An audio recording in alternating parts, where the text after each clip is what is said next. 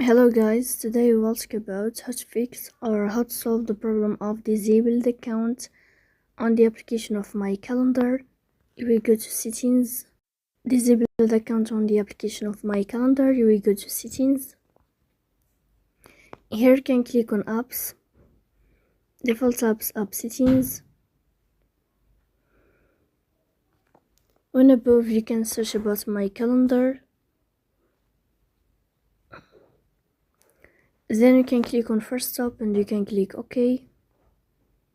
Here we'll enter to the window of storage.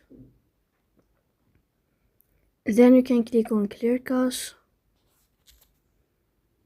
In the end you can turn off your phone and you can turn on your phone again. So please don't forget to support us, like and subscribe. See you next time in another video and thank you for watching.